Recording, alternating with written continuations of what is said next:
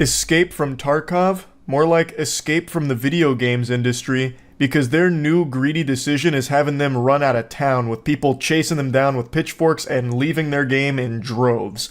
Escape from Tarkov probably needs no introduction. It's a massively popular game, and they just pulled a huge blunder that is catastrophic for their company. They are releasing a new PvE game mode at a $250 price point. That is so many doubloons it makes me want to spit. For $250, I expect to download this new mode and then actually have the CEO of Battlestate Games come over and rim me out. That is stupid to be charging for DLC. But even aside from that delusional price point, it commits every unforgivable atrocity that could ever befall a video game. It breaks all the rules, commits every sin that not even the Lord can forgive. It is pay to win out the wazoo, and this is something they actually doubled down on today, which I'll cover soon. This is a story that's been developing over the last 24 plus hours, and it just keeps getting worse. It's like they're trying to find every possible electrical outlet to stick a fork in until it finally ruins the company. Like, they are so focused on burying their fist as far up their own ass as possible. So it's pay to win in the very literal sense of being pay to win, but the absolute worst part is that it broke a promise to their community who had bought into a previous edition they offered. It was misleading their entire community. So they offered something called the Edge of Darkness edition for $100 in the past. And one of the perks of buying that $100 Edge of Darkness edition is that you would have access to all subsequent DLC in the future for free. So $100 is a lot of money for a DLC, but it was kind of like an investment long-term into the game that they loved. So they paid that $100 under the impression that in the future, if more DLC content was coming, they'd have access to it without needing to pay more.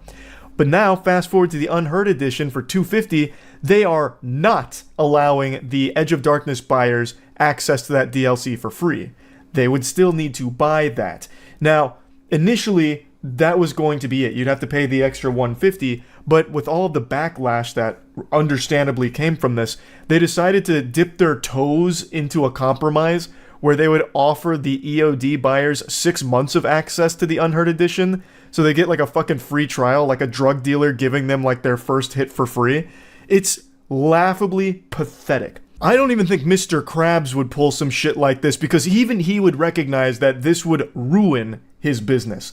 This is incomprehensible greed. I learned about all of this last night on stream, so I'm going to play you all of those clips to get you caught up to speed on the lore and exactly what's been going on here and how bad it all is. And then I'm going to come in to give you the latest updates with what's been happening today, only a couple of hours ago, because it continues to get worse and worse for Escape from Tarkov somehow. Earlier today, the Unheard edition of Escape from Tarkov was announced as part of the latest patch, promising a brand new player versus environment mode and other bonuses. Yippee! Now that the edition has launched, fans are not happy with the bonus it gives and the massive $250 price tag. That is a big chunk of change that even has EA and Ubisoft doing this right now. So just this one DLC was $250? The first issue that fans have is that the player versus environment mode for Tarkov is exclusive to those who buy the new edition. This is despite the fact that anyone who purchased the old Edge of Darkness edition was promised all future DLC content as part of the season pass, which you would think would include this new mode. So this is false advertising? Is that what they're coming after Tarkov for? Because they're saying that you get all future DLC with this, and now they're not giving you all future DLC? A lot of fans who have the Edge of Darkness edition are rightfully very annoyed they now have to upgrade from EOD, which costs $100, in order to play it. However, some posts on the official Discord have tried to explain why BSG thinks this is not DLC. Please don't tell me they're trying to fight their battle. Well, actually, they push up their glasses. It's not DLC by the technical terminology. That's not the correct nomenclature. This is a new single-player experience, thus they did not circumvent any laws. Not only that, there's a clip from Landmark channel of them changing the wording on their website live to hide what they did. I'll check that out. It's from Landmark. It ain't DLC, it's unique feature of the new edition added, said Discord user Applezor, who is the lead community manager at Battlestate Games for Escape from Tarkov. DLC means additional downloadable content. PvE is a feature and a game mode. Just because you all want it to become a DLC, it wouldn't mean it is one. It's featured game mode for the new edition of the game. Hey pal, you just blowing from Stupid Town? What? What kind of weak-ass argument is that? Huh? That's a lot worse than I thought that was going to be. The other major issues that fans have been complaining about is the big in-game bonuses players with the new edition will get. While other editions of the game give some bonuses, so far none have been major factors when on the map and fighting with other players. The closest is extra loot that they get at the start of a wipe. However, this new edition includes more space to store loot when on the map, improved skills at the start of a wipe, and a bonus where AI scavs will not shoot at them if they have over 6 reputation levels with fence. So that's what the pay-to-win article was about then, which is an entirely separate issue. These, along with some other bonuses, have led to the edition being labeled pay-to-win, with players who buy it expected to have a big advantage over those who do not. The reaction to the new edition has been so negative that all but 3 channels in the official Escape from Tarkov Discord have been silenced, with users not able to post in them. Moderators on the game's subreddit are also waiving the rule that prevents multiple posts about the same topic, saying they are just as livid about this situation as you. You know things are reaching like deep DEFCON levels if even the subreddit mods are like, nope, we're mad about this as well. That's when you know you have truly fucked up. Battlestate Games did not respond to my request for comment. Battlestate Games is yet to officially comment on the backlash, with pressure mounting from fans and some even looking into legal action. You would expect them to do it so sooner rather than later. The move also comes at a very bad time given that Gray Zone Warfare, a game many see as a competitor to Tarkov, has just wrapped up its first public streamer test, which has gone incredibly well with fans. With public sentiment towards Tarkov very low, many fans are hoping they can get their hands on Gray Zone Warfare sooner rather than later. Here's an update at 8:15. The official Escape from Tarkov account has posted a statement that seems to suggest Battlestate Game has no plans to make the new mode available to anyone who does not buy the new edition. Hey guys, listen, we heard the outrage. Fuck you.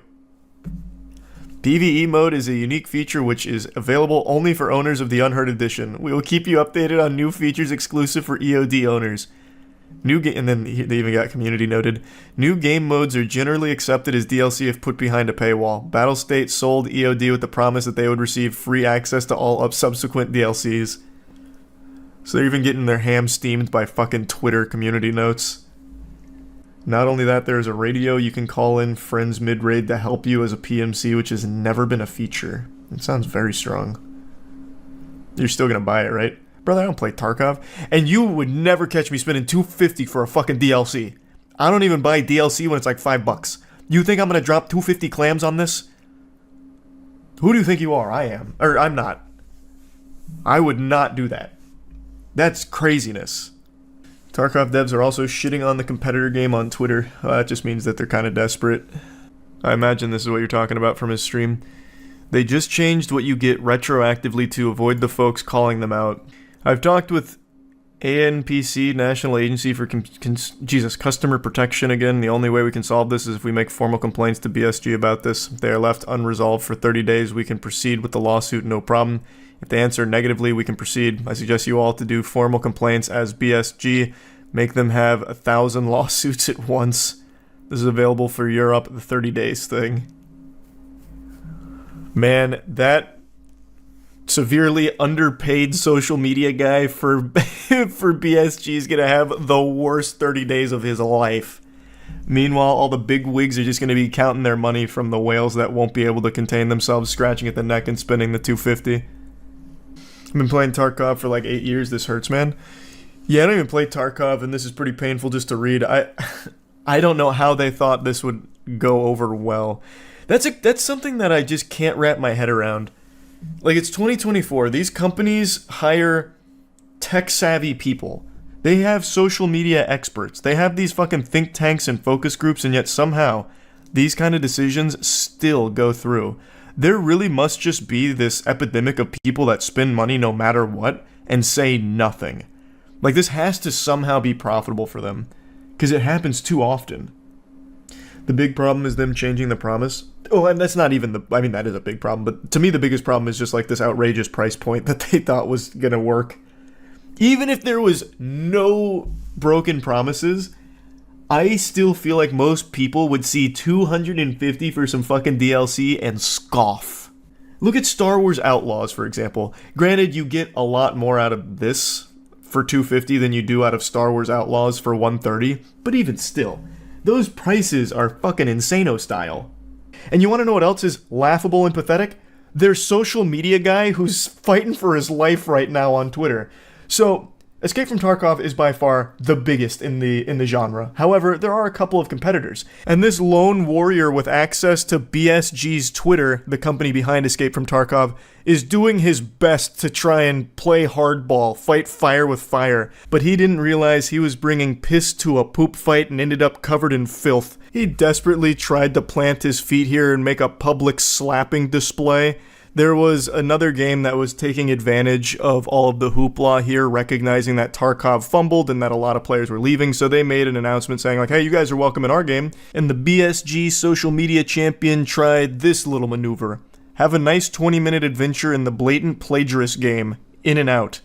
And then even got slapped by Twitter, community noted, saying, hey, it's not plagiarism. They need to prove that assets were taken from EFT. So even Twitter's making fun of BSG. Now let's start with the newest developments here. The biggest one by far is a supposed unreleased interview with BSG. I'm not going to get too specific about it because I don't know if I'm even allowed to really talk about it. I'm pretty sure I can't show it because, again, it is unreleased. But basically the interview went as bad as you could have possibly imagined. The interview opens with him saying that all of this is not a mistake. He's not forcing anyone to buy their game. So, suck it up, basically. And then another question that was asked point blank was, are you contemplating any solutions since this has been received so poorly? And he gave a single word response, no. So it doesn't seem like there's any signs of them changing their minds with this direction here. The whole interview was him just basically throwing everything into the shitter and saying, deal with it. 250, fork it over, is what it is. We're not changing this. And then, this one blew my mind. They did make a slight update to all of this, where instead of addressing the price problem or the lying about what EOD owners will get in the future or the shady, scummy attempt at hiding things on their website, instead of addressing any of the complaints, they instead doubled down on pay-to-win features. In response to all of this, everything that's been going on, they basically come out and say like, hey guys, look, we've heard you. We see what's going on here. We're listening. So we're giving you more pay-to-win features. Mother of pearl, just look at this list. One of these is high-priority matchmaking.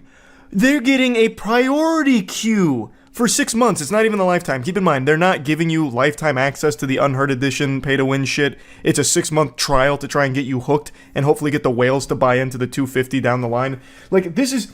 Their solution to all of this shows just how out of touch and greedy they are. This is greed on a scale I don't think I've ever seen in the games industry before. This is making EA sweat. EA right now is taking notes. They're like, whoa, how are they doing this? Like, they're right now, they're trailblazing. Like, I feel terrible for EFT players. I never really got super deep into Tarkov. I've tried it a few times, but I'm just not big into the extraction genre, to be honest. But man, this must suck as a big fan of the game. This is so unacceptable. The best case scenario here is another game comes and does what EFT does better and isn't led by the greediest, stupidest fucking people in the industry. That's the best case scenario here, but who knows how long something like that will take. The dumb assholes at Battlestate Games have really done something shocking here.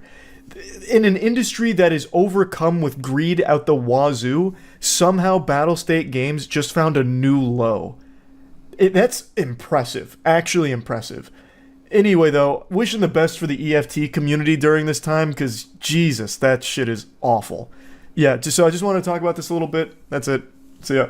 Today I've got the black shirt on for this funeral service for one of YouTube's first major content teams, Rooster Teeth. After 21 years, Warner Bros. Discovery has announced that it's shutting down Rooster Teeth. Now, they're not getting outright euthanized and going to the Shadow Realm or anything because there are certain Rooster Teeth projects that will persist past this, but by and large, Rooster Teeth, as you've known them, will cease to operate in the capacity that it has been. With its closure, about 150 full-time employees will be laid off, with additional contractors and content creators taking a huge hit as well. Wishing the employees the best moving forward. I hope they find work elsewhere. Just a pretty sad set of circumstances all around, because I know a lot of people, myself included, have very fond memories of this brand. Rooster Teeth was one of the pillars of internet content creation for gaming for a long time, with series like Red vs. Blue, which were these incredible machinimas that really kind of changed the space for a while and had an unbelievable influence online. I still remember being this soiled diaper baby boy toddler, still drinking milk and having nightmares about cursive handwriting, going into GameStop and seeing a Red vs. Blue DVD for sale there. And I couldn't believe it. My fucking mind exploded out of my ears because I knew it from the internet. And at the time, the internet to me was still this mysterious dimension where, Timmy Turner floats around in the cyberspace on an email. But now I was seeing this piece of internet content I was familiar with in the real world, the corporeal dimension, and I thought it was the coolest shit ever. And it still is extremely impressive what they were able to do, and for so long as well. Achievement Hunter, another absolute colossal success in the gaming space online. Rooster Teeth was just the gold standard for gaming-related content for so long, absolutely crushing it, and it is pretty tragic to see how this story played out for Rooster Teeth in the more recent years. Now, Warner Bros. Has been on this absolute warpath, just leaving mangled corpses in their wake where they're just fucking frying everything they own. And it looks like Rooster Teeth is going to be joining Coyote vs. Acme in their dumpster out back. But unlike Coyote vs. Acme, this one I think a lot of people expected. I just don't think anyone was jump scared by this news. Yes, Warner Bros.' recent business strategy appears to just be friendly fire out the wazoo. It seems like they're operating under the assumption of, if we own nothing, surely we can't continue to lose money. But them axing Rooster Teeth and putting them in the Warner Bros. Cemetery, burying them out back, is not shocking. For the last 5 or so years, Rooster Teeth has been really treading water. They've been struggling and they've got no water wingies to help them. Social Blade only goes as far back as 2021, but you can already see that their views had stagnated and often would decline. Before this, they were an absolute juggernaut in the scene. So starting in 2021, they were averaging between 8 to 10 million views a month, whereas in their heyday, in their prime, they were pulling in tens of millions of views per month and tens of thousands of subscribers per month. There's a lot of factors that contributed to this decline, the main ones being just an overall loss of interest from a large chunk of their audience that just went to other channels elsewhere. There's also a ton of controversies that Rooster Teeth kept finding themselves in that they were never able to fully recover from, and a lot of their biggest talent kept leaving them to just go independent and make their own shows and productions. So all of this over time has just led to the current state of Rooster Teeth. It's not flourishing, and it's definitely not profitable. With 150 full-time employees and contractors and content creators, it's losing more money than fucking Madam Web. So it's not surprising that Warner Bros. Made the decision to ultimately just put it to rest. They didn't have many other choices. I guess they could take the 150 full-time employees and just transition them to being door-to-door asbestos sales reps. You'd probably find more money in that than what they were currently finding with the Rooster Teeth brand, which is just sad to see it get to this point, but like I mentioned, it's not the end of everything Rooster Teeth related. They do plan on continuing the Roost podcast network for some time here while they evaluate outside interest in acquiring it. There's also a movie that's being worked on between Warner Bros. And Rooster Teeth that they plan on releasing, though I'd take that with a huge fucking grain of salt right now because Warner Bros. Has become infamous for just destroying movies that are pretty much done for the sake of a tax write-off, like what they've already done with Batgirl and now Coyote vs. Acme. So there's a good chance that this one they just wiped their ass with at the finish line per usual. And they are also currently exploring options for Rooster Teeth's content catalog and some of their IP like Red vs. Blue, Ruby, and Ginlock. So while there is still some Rooster Teeth related content that will survive Judgment Day here, it is still the end of the road for Rooster Teeth itself overall. The general manager of Rooster Teeth, Jordan Levin, made a statement, and I'm going to read this section of it. He said, "We've read the headlines about industry-wide layoffs and closures, and you've heard me give my perspective and updates on the rapidly changing state of media and entertainment during each of our monthly all-hands meetings. Since inheriting ownership and control of Rooster Teeth from AT&T following its acquisition of Time Warner, Warner Bros. Discovery continued its investment in our company, content, and community. Now, however, it's with a heavy heart I announce that Rooster Teeth is shutting down due to challenges facing digital media resulting from fundamental shifts in consumer behavior and monetization across platforms, advertising, and patronage. Now, there's a lot more in his statement here, but this is the only titty I'm going to suckle on from it. I think this part of the statement is the most telling about the challenges that they were facing, and it's challenges that anyone from the outside could also see them facing. As consumer behavior was changing, aka viewers choosing different things over Rooster Teeth and just having a lot more competition in the space, they were no longer like the only place for high quality gaming videos. As the entire digital landscape started to shift, Rooster Teeth kept falling to the wayside, and people were just choosing competitors over them, so they were hemorrhaging their audience, and overall just found it difficult to adapt in the new environment. And then the monetization and advertising changes they make mention of there, I believe the biggest things that affected Rooster Teeth was YouTube's change in how much money is generated by shorter content. For a while, it didn't really matter how long a video was. What dictated the amount of money it earned was basically just views. But then the focus shifted to longer form content with the addition of mid-roll ads, which starting at 8 minutes, you can start putting in ad breaks. And this led to a lot of the focus on the digital landscape being for the longer form content to reach that 8-minute mark. Rooster Teeth's most popular content was usually sub 8 minutes. Their heaviest hitters that were consistently their bread and butter content, like the animated adventures, Red vs. Blue, Rage Quit, aside from a couple of Rage Quit videos which were more than 8 minutes, most of their big successful ones were under 8 minutes, usually between like the 1 to 4 minute ballpark for a lot of these. And I just feel like they took a massive financial hit with that because the content they were producing wasn't cheap stuff for the most part. And there's no way they were seeing a return off the ad revenue because the videos were too short to be reaching that like upper echelon of doubloons that you'd make from a YouTube video. So I just think that as they invested more money into these big projects, without increasing the runtime of a lot of them, they weren't seeing a lot of big returns on it, which probably hurt them. And I'm just speculating that that's the change that was probably the biggest thorn in their side, like the most annoying rock in their shoe. But the entire landscape of advertising online and monetization has gone through huge changes since they began.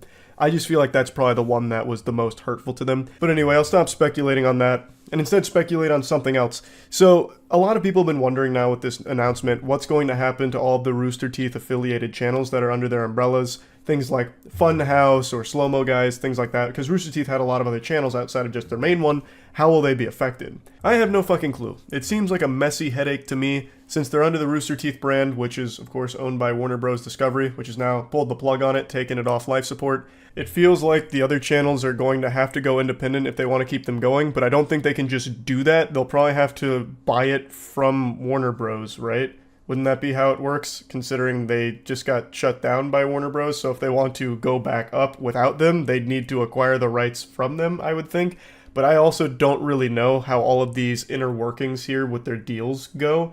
That'd just be my guess. I would imagine a lot of those other channels, like the Slow Mo Guys, would want to continue to operate independently. So I think that'll probably be the direction. I just don't exactly know how that's going to work.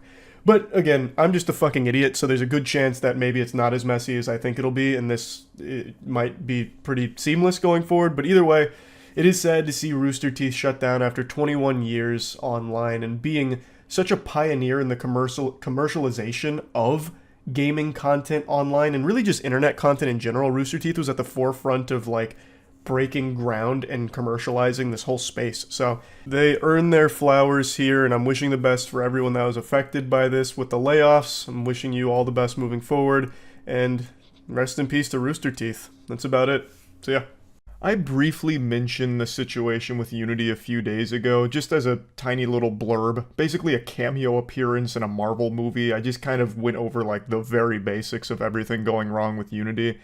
But things have only gotten worse since then, so I just want to make a whole video here going over the entire situation and kind of dancing on Unity's grave, because they did it to themselves. Now, of course, they're not actually dead yet, but they are doing everything in their power to put themselves in the dirt. They are bent on self-destruction, and nothing will stop them.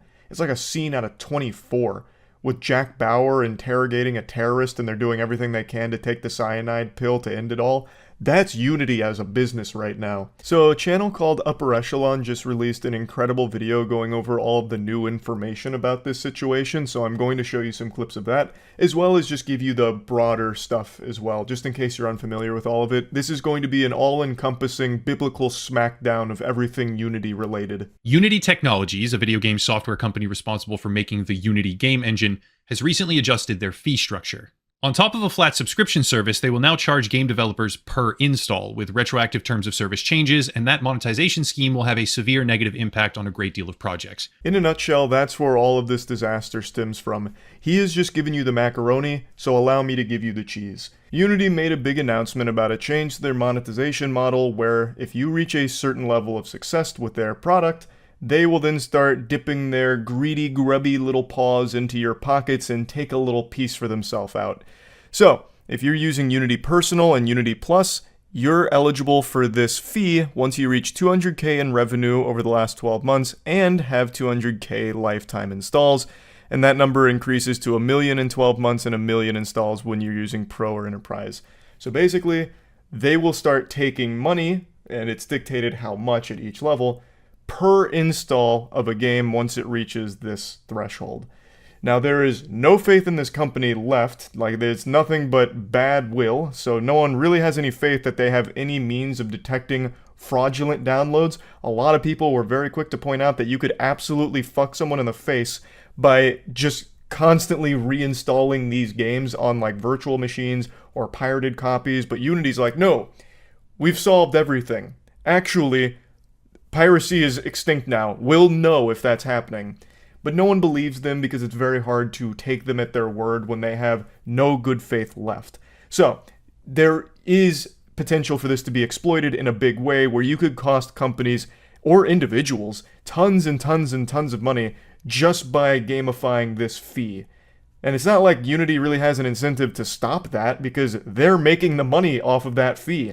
That's money going into their piggy bank. So, heavens to Betsy, sports fans, you tell me, why the fuck would they patch out this infinite money exploit when they're the ones that benefit from it? But anyway, this is the big bang that created the universe of problems for Unity here and started all of the hoopla with this entire catastrophe.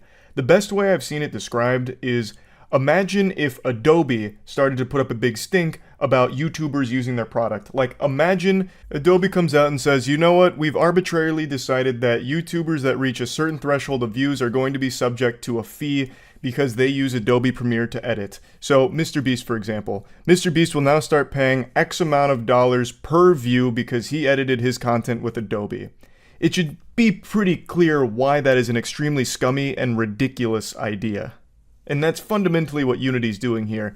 People paid for the tools. They made their own games with those tools. Now I'm getting lost in my own fucking genjutsu here, the fantasy I've crafted. Unity should not be entitled for a fee per install on the games that people make if they're successful. It's literally suffering from success. We already know about John Riccitiello, however you say that, the CEO. He sold a bit of his stock right before this all happened. He was the former CEO at EA Games. John Riccitiello, more like John Sissy-Tiello, because he's a little bitch. Man, what a humdinger. If Unity wasn't dead before this video, they're definitely dead after this one, because that was an absolute heater. So anyway, their CEO is John Riccitiello, however you say it, I also don't know. Upper Echelon is about to get into the meat of the new discoveries, but I want to continue laying the foundation for all of the prerequisite knowledge that you should have coming into the new stuff. So, their CEO is a very important component to this entire controversy. He is a former EA employee, former EA CEO, who was too greedy for EA. Let that sink in for a moment, marinate on those juices, let that percolate in your noodles for a moment. Someone was too greedy for EA, and it's this cartoon villain here. This goofball is the mayor of Doofustown. I don't know how this clown keeps landing prestigious positions. In 2011, during a stockholder meeting, he said, when you're 6 hours into playing Battlefield and you run out of ammo in your clip and we ask you for $1 to reload, you're really not that price sensitive at that point in time. So he's using this as a gold standard example of successful monetization, where you're deep into Battlefield, you're in the middle of doing something, and then bang, we flash a jump scare on screen that says you need to give us $1 if you want to reload right now. And he believes most players would relent and just give them the dollar because they are actively doing something and now have to pay in order to keep doing it. It's beyond evil. It is remarkably greedy. He also fell into some hot water last year where he called developers fucking idiots if they didn't focus on monetization. This dusty, crusty, abominable zombie only treats the games industry as a means to put the squeeze on consumers and hose them for every single dollar they have to their name. It's not surprising to see the direction Unity's going with this goofball at the helm. But what is surprising is the fact that John Riccitiello keeps landing powerful positions in the industry. He is not good at his job. His ideas are atrocious. He is a money repellent. EA couldn't even act on his advice because it was so over-the-top Looney Tunes level evil greed. He does not succeed as a leader. All he does is lead companies to fucking ruin, like reputational ruin, with what he's doing with Unity now. He just sinks the ship with terrible business ideas. I don't know how he even got the Unity CEO role. So now that's the basic lore rundown on the history of John, the money's gone, Riccitiello. Now, as Upper Echelon briefly mentioned there, this guy also sold a pretty substantial amount of Unity stock right before this announcement came out. Which, you know, hey, I'm not the feds here, I'm not the authorities, but to me, in my little caveman brain, that sounds a little bit like insider trading. There's no way this guy is dumb enough to have not realized the backlash that would ensue from this. And he happened to dump quite a bit of stock right before making the announcement. That's a little peculiar, don't you think? But anyway, you know, maybe just complete coincidence, perhaps. But who's this guy? Tomar Barziv. Credit where credit is due, tugging on this thread is the result of a post on r/Unity from a user named Zijit. I'll link to that down below. Tomar Barziv is on the board of directors at Unity, but he is also the CEO of a company called IronSource. IronSource is a company that merged with Unity to the tune of $4.4 billion. IronSource is a business that fundamentally focuses on monetizing developers' apps. And this merger was actually pretty controversial because a lot of users had reported some shady things with the IronSource platform and alleged that there was malware, there was adware bundled with certain things, just a lot of claims that were pretty alarming. Eventually, IronSource coped by saying, like, hey, it was just some bad actors who, you know, abused the platform. And so this merger already was pretty sour in terms of its reception, due to all of these past experiences that users were alleging. But it turns out that when you go down the list of Unity insiders who are selling stock in the company, this guy is by far the most aggressive. Over the past year alone, according to Fintel, it appears that Tomar Barziv has sold upwards of $20 million in Unity stock, which is interesting to say the very least. 20 million clams, huh? That is very interesting, I'd say. Now, of course, this isn't like the most unheard of thing ever with, you know, insiders selling stock, right?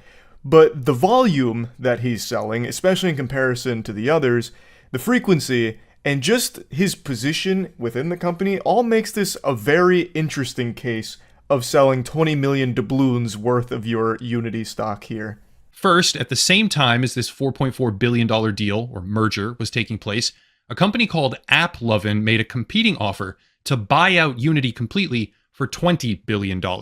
But Unity rejected this deal, citing that the deal, quote, would not reasonably be expected to result in a superior proposal. Upper Echelon goes on to say that he finds it odd that they rejected that, considering the $20 billion offer is pretty significantly above the market cap at the time.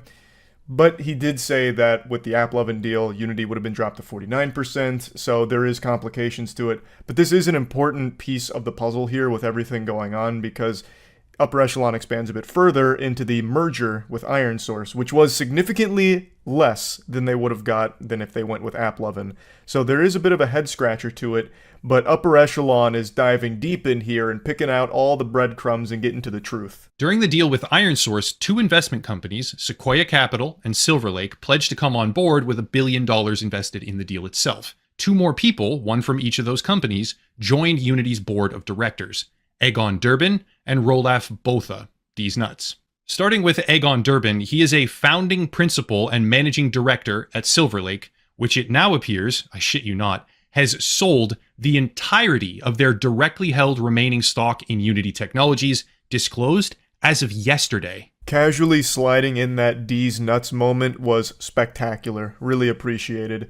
So, important takeaways here is after the Iron Source merger with Unity, 2 new people get added to the board, and they're both some pretty shady individuals as well. One of them, Aegon, actually dumps all of his held Unity stock, which was disclosed yesterday, apparently. And it's at this point Upper Echelon drags us kicking and screaming into the light. We're able to take a look at this septic tank for what it really is, full of shit. So these 2 new characters come on board, and Upper Echelon examined their connections. And Aegon, in particular, had a notable past where he was pretty tight with Tesla, especially during that whole boogeyman moment where Tesla might go private, that whole thing that floated around a few years ago. And overall, both of these 2 new members of the board at Unity both seem very enthusiastic about this modern tech trend to charge out the wazoo for API access. Twitter made a change to their pricing model for API access not too long ago. Reddit most recently made a change to their pricing model for API access, which was actually the catalyst for the Reddit blackout that many of you might remember. God rest the souls of all the accounts that went offline for 48 hours. Basically, the new tech trend is these massive corporations charging a lot of money for API access, and Upper Echelon draws this parallel with the way Unity's pricing model reflects the API pricing models for Twitter and Reddit. And given the connections of the 2 new members that joined the board, Botha and Durbin, it isn't far-fetched to assume that this is the direction Unity wants to go, to follow in line with those models, which is bad. That is bad for everybody in the communities. The API changes on Twitter and Reddit were wildly detrimental to a lot of different things, and the Unity changes are also extremely detrimental to a lot of different things. It is a bad thing, but it actually gets worse. Here's a much better visualization of what's actually happening from a user named Sososki on Twitter.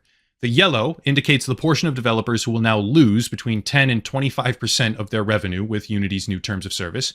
The orange, they stand to lose between 25 and 50% of their revenue. Red can lose between 50 and 100%, and that scary black line off to the left, not huge, but it is there. That's the area where these new terms will bankrupt your company because Unity decided to charge you more money per install than your app is even making. There's no way Unity didn't do math. There's no way this Twitter user put more work into analyzing this than the company did making this decision. This is something that under no circumstances should have ever flown, period. Because there's no world where you as the company should bankrupt the people using your product because they're succeeding when using your product. It's nonsensical. Now, I realize I didn't answer this in the beginning, but there is a lot of confusion. They are changing the policy, but it doesn't mean that the companies that use Unity for their games are retroactively responsible to pay for the installs that people have already done prior to this new agreement. It's going forward. So yes, the rules change, but it doesn't enforce retroactively for payment. Though a lot of terms are changing, and there is a lot of scumminess there, of course, which has led to a pretty deep and interesting discussion around if Unity's even able to do this legally.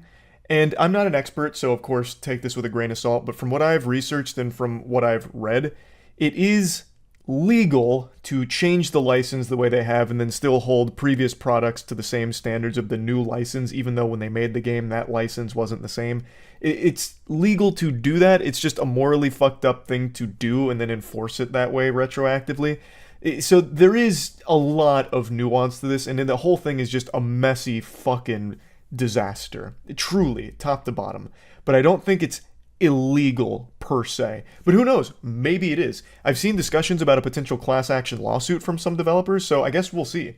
But the big point here with this graph is that under this new monetization policy, developers can straight up go bankrupt just because their game is succeeding, because this fee is taking more money from the developers than the game they made is making them. So they're literally losing money with more installs. It's tragic. Like, it's unbelievable. And it's not like Unity wouldn't know that. Unity has this data. Again, there is no way a Twitter user did more research and more analysis than the company themselves. Unity has to know this They just don't care. They don't give a fuck about it. Focusing on the casual mobile market, we see this right here. Unity is offering a runtime fee waiver if you switch to Level Play as it tries to kill AppLovin.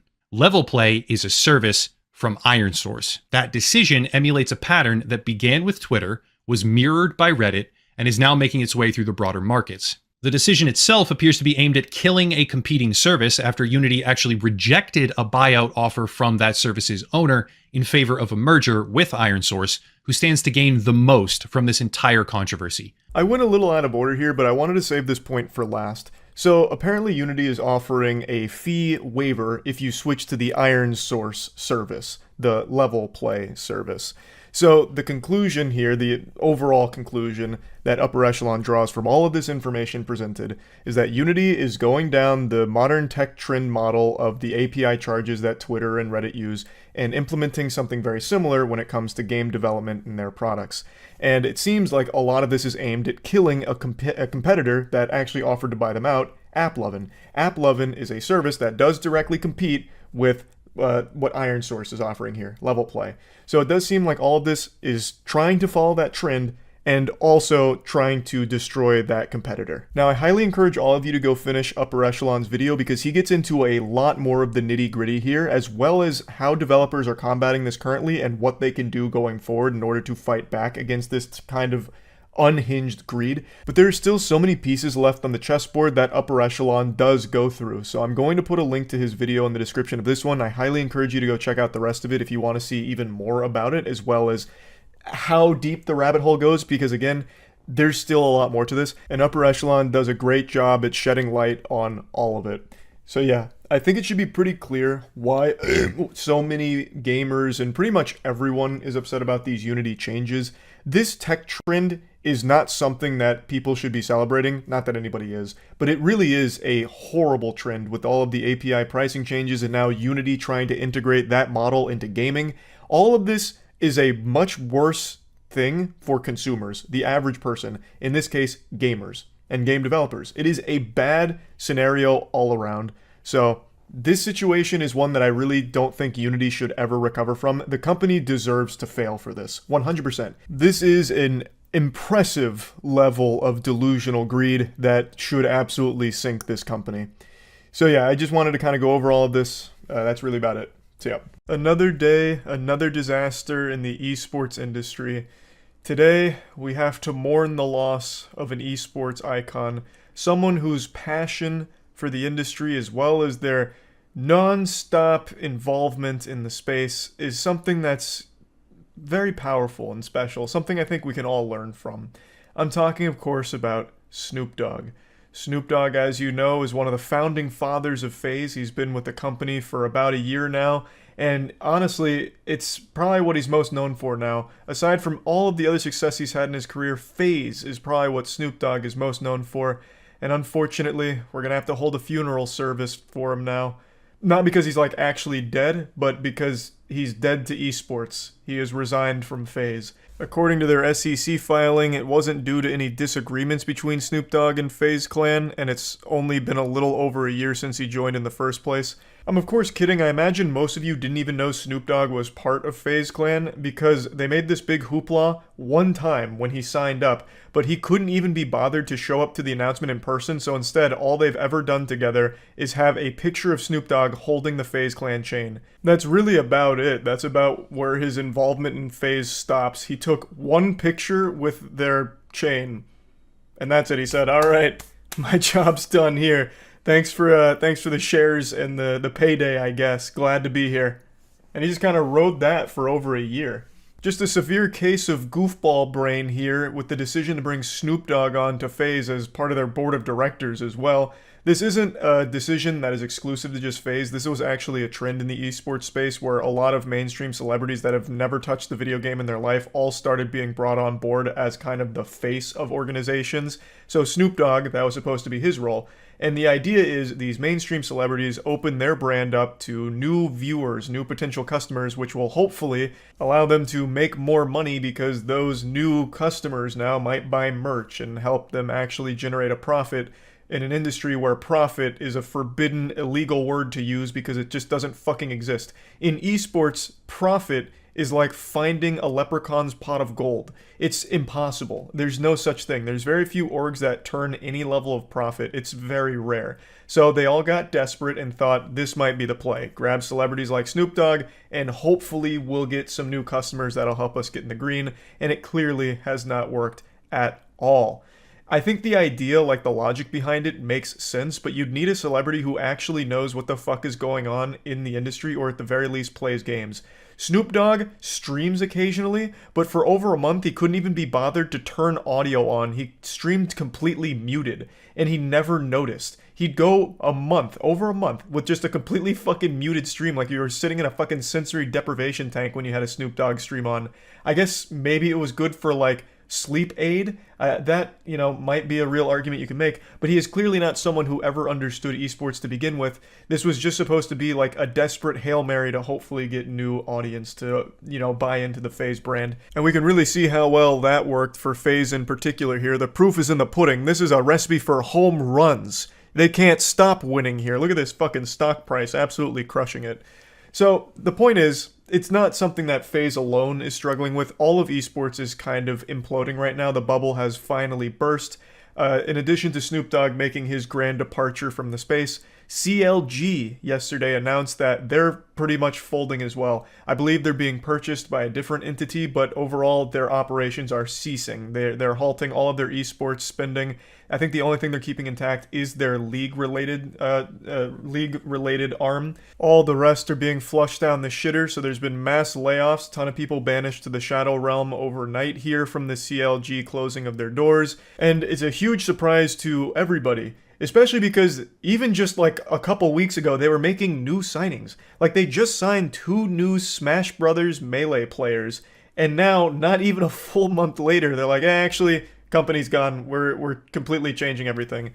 So a spokesperson has apparently said that they're trying to, better position their company for long-term success and, looking at alternative business strategy. I guess that strategy is give up and roll over because that's what it really feels like. Hoping that someone will purchase the, remnants, the skeleton crew of CLG. And it's not like I blame them. Like I said, the industry is just not generating money at all. Esports does not make money. And that is a lesson that everyone is now learning in that space. And it's something that myself, Ludwig, Matt, Danny, all of us knew beforehand when we made Moist Esports. We knew that this industry was held up with fucking imagination, like SpongeBob and Patrick in their box. All it was imaginary valuation on all their shit and hopium that eventually they'll be able to somehow make money.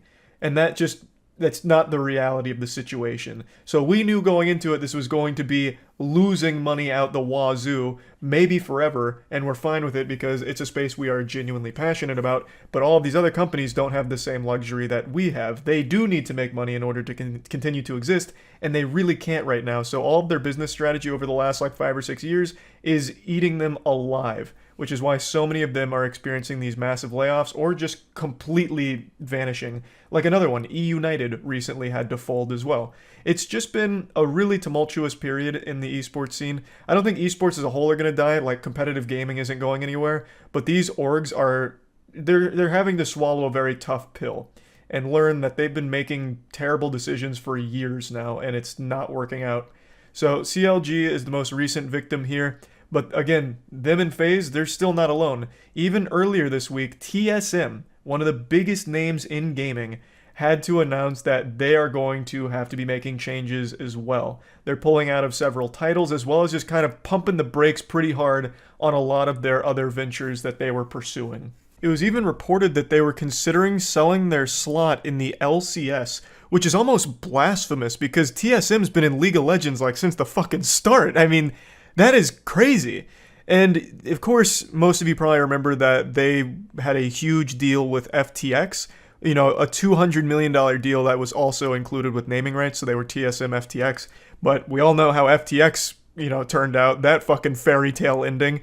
Absolute disaster, which of course was a huge hit to TSM, but they did make a statement saying that they were strong, profitable, and stable following the cancellation with FTX. But now I've got to question if that's true, or if that was just a load of hooey. Because, Jesus Christ, This is a huge deal. Selling an LCS slot, especially for an org like TSM, is a crazy thing to even think is right around the corner potentially. Now, I understand LCS itself is kind of dying. It's treading water. Let's just call it like it is. We don't need to be huffing any copium here. The LCS itself has not been doing great. League overall has been fine. Like, other regions have been doing great in some cases, but the LCS in particular, not so much. Viewership is not looking amazing. People don't really get excited about it. So that is also something to consider with the TSM situation here. Like, maybe they just feel like it's in their best interest to sell it, because they want to ensure that they can remain profitable and stable. So they could be doing this as a preventative cautionary measure to make sure they don't bite off more than they can chew down the line should the esports industry continue to get worse. So maybe they aren't as bad as it initially appears here, with them like halting a lot of things and pulling out of some titles. But either way, it's still at least alarming because the industry itself, all of esports, is just not healthy at all. It is held together by fucking toothpicks and glue. It's like making those old like spaghetti fortresses like back in science class where you're supposed to like make a little spaghetti building.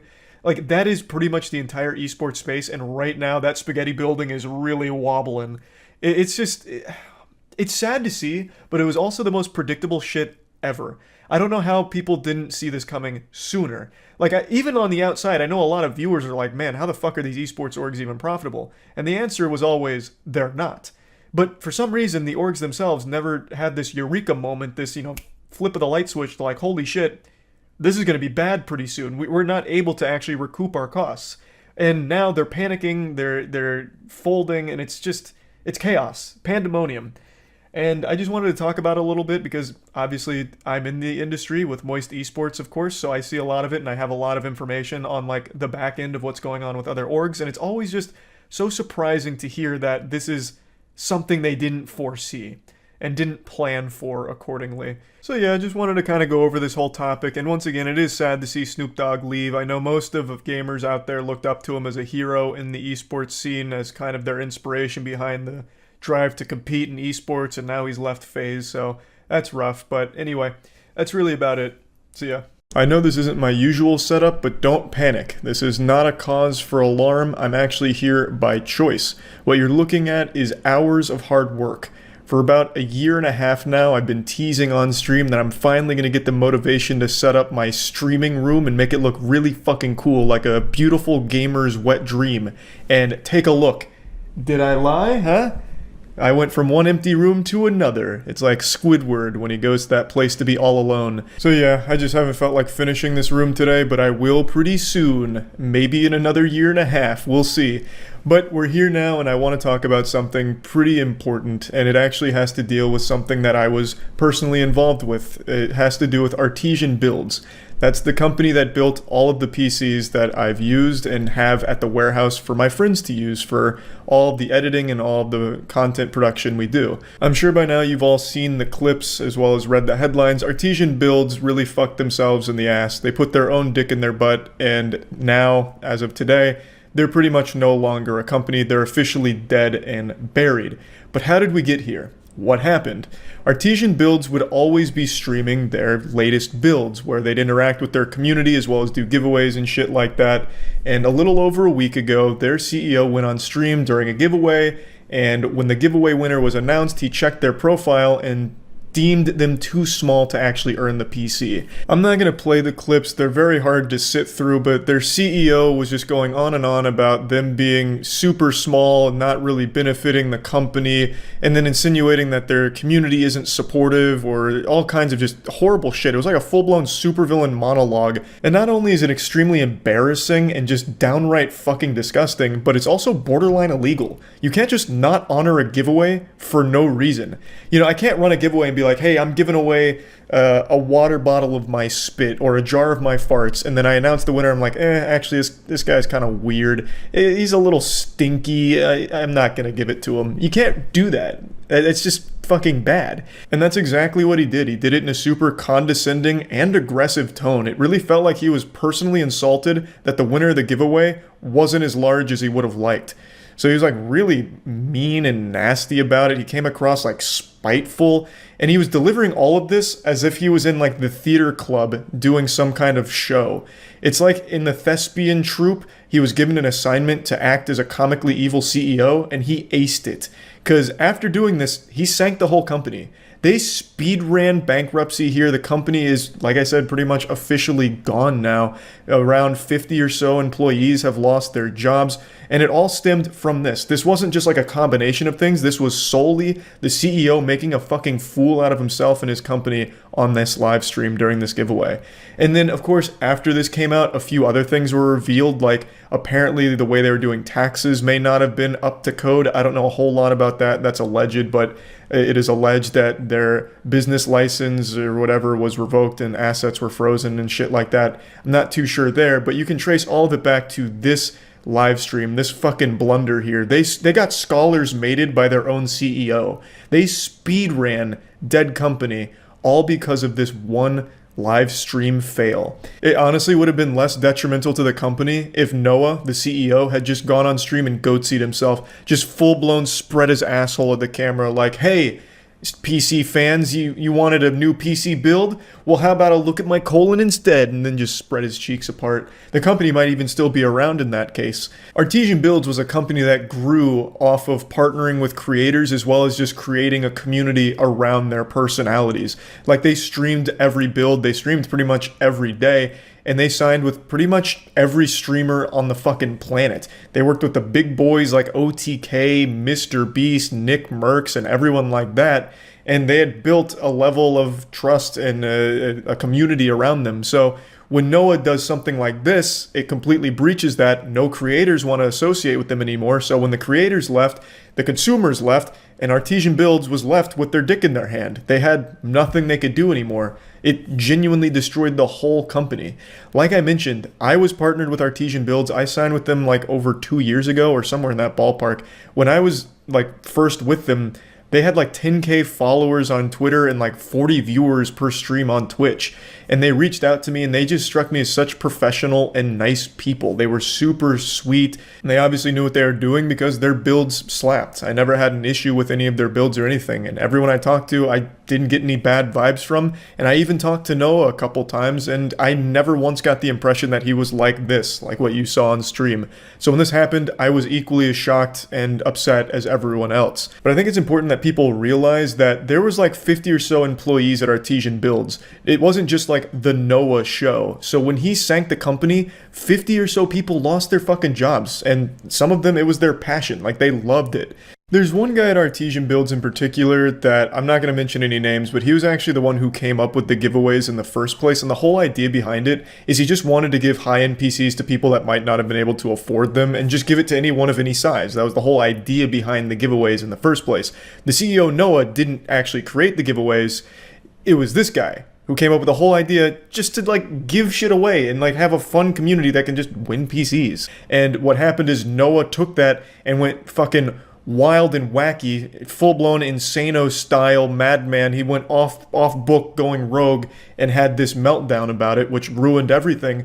But again, it's important people realize there was a lot more people at Artesian Builds than just Noah. Noah ruined it for a lot of people who now don't have a job. And it only took a week. So it's not like a lot of those people have a backup plan either. So I really find the whole situation to be extremely sad. There's no excuse for what the CEO did, and especially with what he did after this happened. When this initially broke, he went to Twitter on the Artesian Builds Twitter account, and there were statements made that were just so tasteless. Basically, instead of apologizing when this got pointed out to them, they had like a 4-tweet long thing that I'm not going to show here, but basically what it boiled down to them was saying, what it boiled down to was them saying, oh, we were doing one of our normal dope-ass epic PC giveaways on stream, and things got a little weird, and I'm sorry you guys made yourselves mad about it, but just remember, we're doing some fucking incredible PC giveaways on our Twitch stream all the time, so we're fucking awesome. You guys made yourselves mad, and we're sorry for that. But yeah, back to epic giveaways. it was a non-apology, and they were just patting themselves on the ass for nothing. Like, it was so terribly handled. So not only was the initial clip horrible, but the immediate response was as bad as it could have possibly been. Then they released another statement, like on an official document, or what was supposed to be an official document. But again, this seems like it came just directly from the CEO trying to not look as bad as he was looking currently. And again, missed the point entirely. It was more non-apology, and they still never even honored the giveaway. They still never even like tried to like publicly say, we will just give the winner the PC. They just kept trying to like push that to the side, like, there's so many rules, so much red tape, oh my god, so much was going wrong. The quantum physics of the artesian build formula for giveaways, just so many numbers weren't adding up, the calculations were wrong. So that didn't go over well. And then Noah made an apology video, which was even worse than the other two. It just kept getting worse and worse and worse. I bet if they did another one, it would have devolved into just full-blown Scatman. Like, it wouldn't even be on the same topic anymore. The apology video he released, again, I'm not going to show any clips from, but it was as generic as it gets. Terrible audio mixing. It sounded like actual garbage. Sounded like he was talking to you through a walkie-talkie. And he just seemed so mad. Like, just so genuinely mad that all of this became an issue. Like, failing to recognize the actual meat of the problem.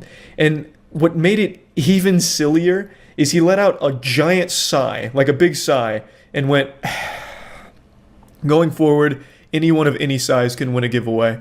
Like, he was just so fucking mad that now anyone of any size can win a giveaway. Even though in the past, anyone of any size could win the giveaway. That was the whole point of the fucking giveaway, is that anyone can win it. But now that this became an issue, he's like, fine, anyone can win one, I guess. And then like kicks like dirt or something. Like, he just seemed so fucking upset. And the worst thing was, like, now he has to say that anyone can win a PC. It's like, I'm getting a little lost. It couldn't have been handled worse. The initial situation here was horrible on stream, no excuse for it whatsoever, and then the way it was handled afterwards could genuinely not have been worse. It was an absolute carnival of disaster. Just an overall really sad situation for so many people that were employed by Artesian or worked with them. I just wanted to talk about it because I was personally invested in this, obviously, and it just sucked to see it unfold like this, and it's something that I feel needs to be talked about. It's also like the only instance I can think of a multi-million-dollar company actually closing its doors because of a single horrible decision made on a live stream. Just an overall wild week for Artesian builds, and yeah, just wanted to talk about everything there. That's about it. So yeah.